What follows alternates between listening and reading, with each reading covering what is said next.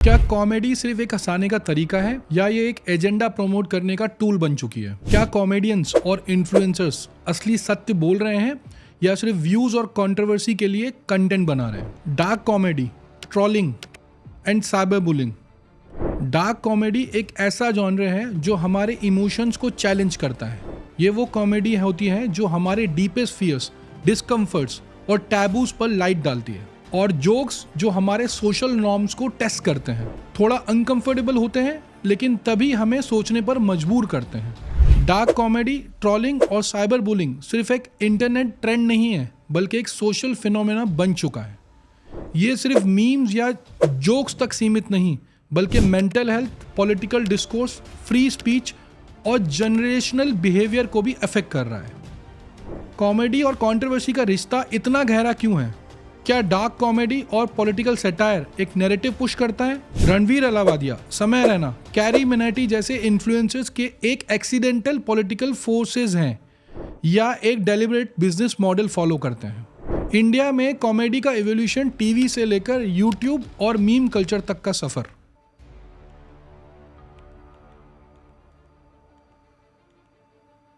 एक जमाने में कॉमेडी फैमिली फ्रेंडली थी, लेकिन डिजिटल एरा आते ही एजी कंटेंट और पॉलिटिकल सैटायर ज़्यादा पॉपुलर होने लगे हैं। डिजिटल एरा ने नए कॉमेडियंस को फ्रीडम दी, लेकिन ये फ्रीडम सिलेक्टिव आउटरीच के साथ आई।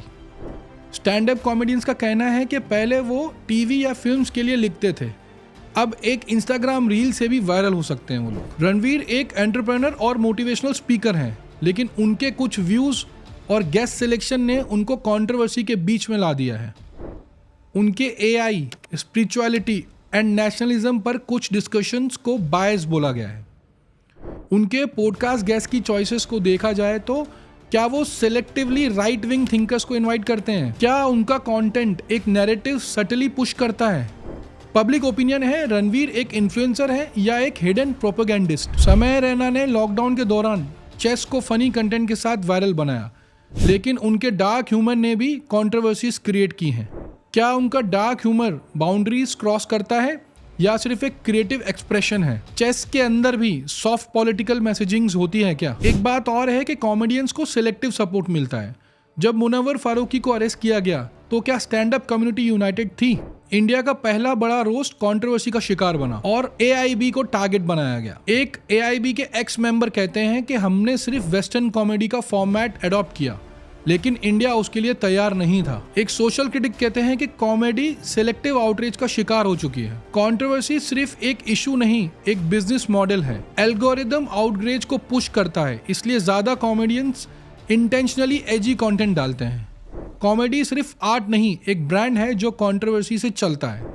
ओटीटीज वर्सेस टीवी, अलग रूल्स, अलग सेंसरशिप। नेटफ्लिक्स, अमेजन प्राइम जैसे ओटीटी प्लेटफॉर्म्स पर बोल्डर कंटेंट अलाउड है, पर टीवी शोज हेविली सेंसर्ड होते हैं। एग्जाम्पल तांडव सीरीज कंट्रोवर्सी, जिसमें पॉलिटिकल और रिलीजियस एंगल की वजह से शो का कंटेंट रिमूव करना पड़ा।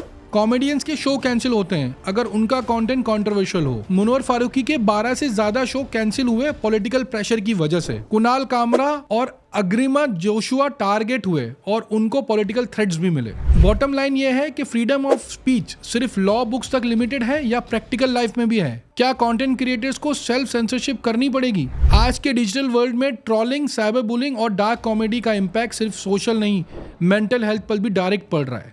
लेकिन इसका कोई सॉल्यूशन है? क्या ट्रोलिंग और ऑनलाइन अटैक्स रोकने का कोई तरीका है? हाँ, लेकिन इसके लिए एक बैलेंस अप्रोच चाहिए जो फ्री स्पीच और रिस्पॉन्सिबल बिहेवियर के बीच एक लाइन ड्रॉ करे। Digital detox and mindful social media use. इसके problems: over exposure to negativity, social media पे हेट कमेंट्स, आउटरीच और टॉक्सिसिटी नॉर्मल हो चुकी है। मेंटल एग्जॉशन, कॉन्स्टेंट ट्रोलिंग और डार्क ह्यूमर की वजह से इमोशनल नमनेस और डिप्रेशन बढ़ रहा है। Solution: social media time limit रखो, हर ऐप पर डेली स्क्रीन टाइम सेट करो, म्यूट और अनफॉलो का पावर यूज करो। अगर नेगेटिविटी ज़्यादा हो रही है तो टॉक्सिक पेजेस और अकाउंट्स को म्यूट, अनफॉलो करो। कमेंट फिल्टरिंग ऑन करो। यूट्यूब, इंस्टाग्राम और ट्विटर पे हेट वर्ड्स को ऑटो ब्लॉक करने का ऑप्शन है, यूज करो।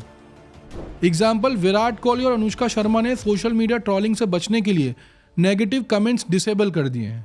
मैनी इन्फ्लुएंसर्स अब सिलेक्टिव पोस्टिंग करते हैं ताकि नेगेटिविटी अवॉइड हो सके।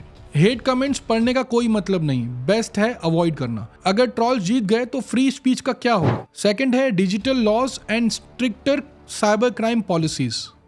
प्रॉब्लम, साइबर बुलिंग विक्टिम्स के पास कंप्लेन करने का क्लियर सिस्टम नहीं होता। ट्रॉल्स एनॉनिमस होते हैं, इस वजह से अकाउंटेबिलिटी नहीं होती। इसका solution, stronger cyber laws. IT rules 2023 के मुताबिक डिफेमेटरी और अब्यूसिव कंटेंट तक तुरंत एक्सेस ब्लॉक हो सकता है।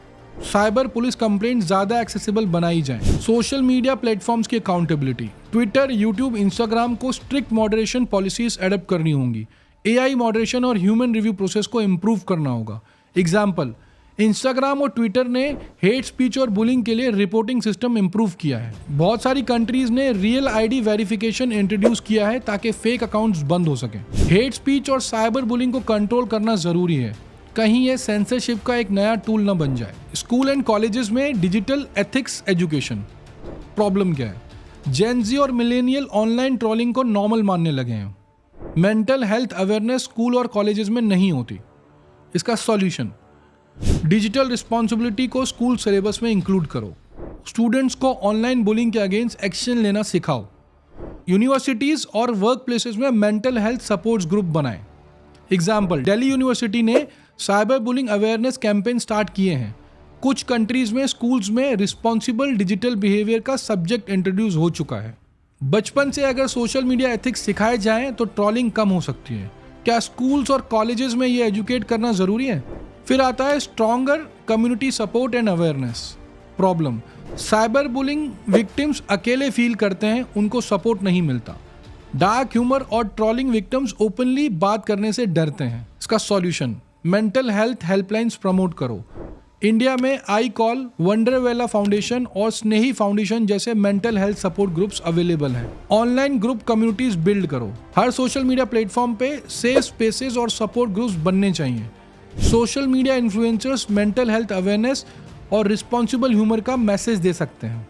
एग्जाम्पल, दीपिका पादुकोण ने मेंटल हेल्थ अवेयरनेस के लिए live love laugh foundation start किया है। बहुत सारे यूट्यूबर्स और इन्फ्लुएंसर्स ने ऑनलाइन हरासमेंट के अगेंस्ट स्टैंड लिया। मेंटल हेल्थ को नॉर्मलाइज करना जरूरी है। क्या यह सिर्फ एक ट्रेंड है या सच में हेल्प करेगा? फ्यूचर कैसे सेफ बनाएं? सोशल मीडिया यूजेज को कंट्रोल करो, डिजिटल डिटॉक्स से, कमेंट फिल्टरिंग से। साइबर लॉज को स्ट्रॉन्ग करो, रियल आईडी वेरिफिकेशन से। स्कूल्स में डिजिटल एथिक्स सिखाओ, मेंटल हेल्थ अवेयरनेस बढ़ाओ। आने वाले समय में कॉमेडी और इन्फ्लुएंस कल्चर कैसा होगा? अगर हर चीज़ में ऑफेंस ले सकते हैं तो क्या कॉमेडी मर चुकी है? ऑडियंस के लिए ओपन एंडेड क्वेश्चन है, क्या आप कॉमेडी और कंट्रोवर्सी का रिश्ता समझते हैं और क्या ये आगे बढ़ता रहेगा? आपके विचार कमेंट में लिखिए। कॉमेडी एक फ्रीडम है या सोशल वेपन? अपनी राय ज़रूर बताएं और ऐसे वीडियोस के लिए हमारे चैनल को सब्सक्राइब ज़रूर करें। धन्यवाद।